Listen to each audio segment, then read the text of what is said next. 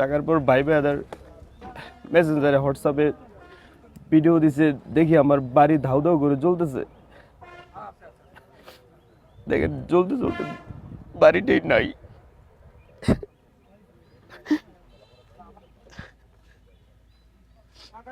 বাড়ি না থাকার একমাত্র কারণ আমি দেশের মানুষের পক্ষে কথা বলেছি, বাংলাদেশের পক্ষে কথা বলেছি। শুধু বাড়ি পুরো দেওয়া হয়নি, আমার ফ্যামিলি মেম্বার সবাইকে মারার প্ল্যান ছিল। এটা কোনো বানোয়াট কথা না। আমার আমার আমার বাপেও বলছে যে আমরা ঘর থেকে বের হইতে পারি নাই।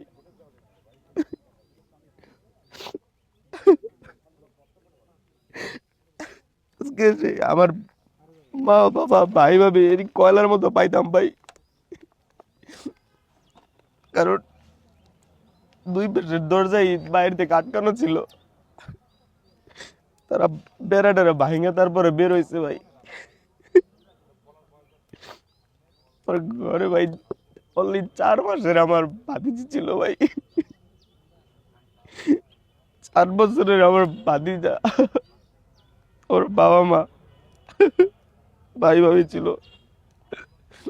আজকে তারা সবাই বের না হইলে আজকে মরে যেত। আজকে শুধু আমি একাই থাকতাম।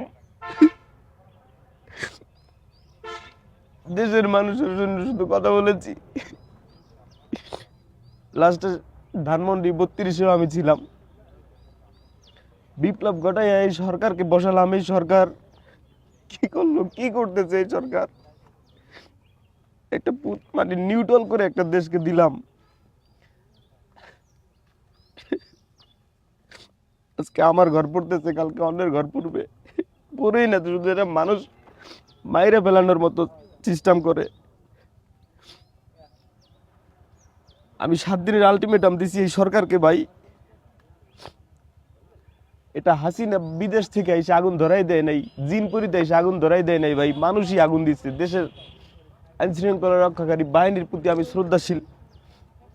7 দিনের ভিতরে তারা খুঁজা তাদেরকে আইনের আওতায় যদি না আনা হয়, দেশের মানুষকে যদি দেখানো না হয়, যেহেতু আমার পরিবারকে মাইরে ফেলার চেষ্টা করা হয়েছে, সেহেতু তারা খুনি, তাদের যদি ফাঁসিতে না ঝুলানো হয়, 7 দিনের ভিতরে আমার এই পুরা বাড়ি ছড়ায় যদি পূর্ণ বাড়ি গঠন করার কার্যক্রম হাতে না নেওয়া হয়, আমি একাই রাজপথে লড়বো, আমি একাই রাজপথে আন্দোলন করব। আন্দোলন করতে গিয়ে যদি দেখি কোনো বেনিফিট না আসে, আমি একাই বিপ্লবী সরকারের ডাক দিব। আমি বিপ্লবী সরকারের ডাক দিলে এই দেশের বিপ্লবী ছাত্র জনতা